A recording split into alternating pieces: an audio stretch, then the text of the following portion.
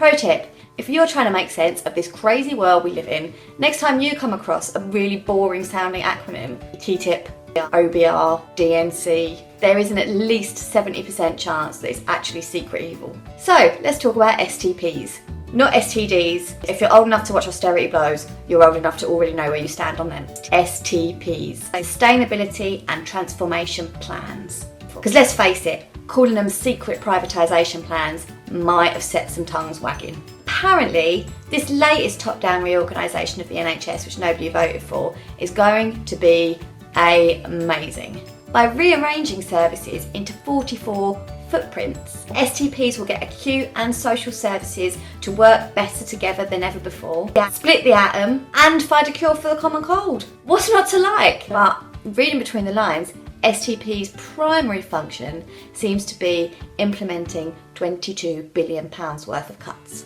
Because we have a government that would rather spend money bombing what's left of Syria and making banks feel okay than on, health and wellness of actual humans. To be honest, the why is pretty obvious. It's the how where things get really dicey. So a survey done by the Health Service Journal found that a third of these plans include downgrading or closing emergency departments.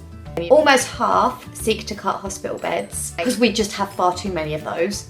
More than half plan to close or downgrade community hospitals, and 1 in 5 also want to cut acute service staffing. That is one way to reduce the 28,000 unfilled nursing posts in NHS England, I suppose. Beyond taking a knife to overstretched, underfunded services, STPs will be a mechanism for asset stripping what's left. And by asset stripping, I mean flogging off land and buildings for luxury flats and giving over massive chunks of services to private companies.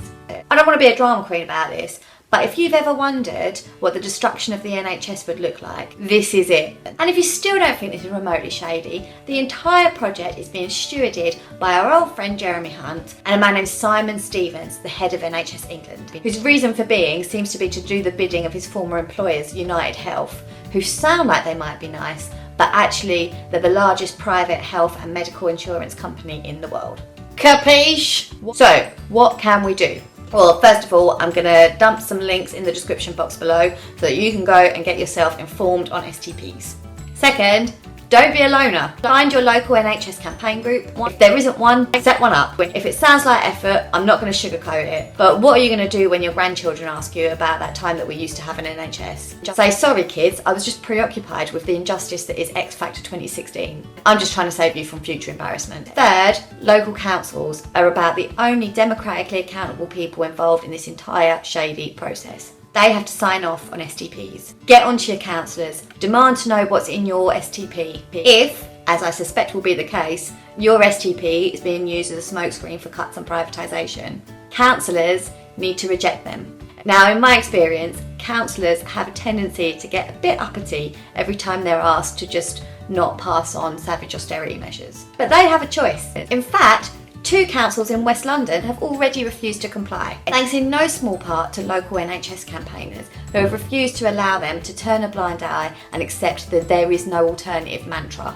Finally, even without STPs, the NHS would still be facing cuts, closures and privatisation. It would still be chronically underfunded. Those of us working in it would still be enduring an age of pay restraint which has lasted longer than World War II. So, there's going to be a national demonstration. 4th of March in London. Facebook event in the description box below. Bring your banners, spread the word, and let's show this unelected Prime Minister and a tiny majority of 12 MPs exactly what they can do with their privatisation agenda. Share, subscribe, see you later.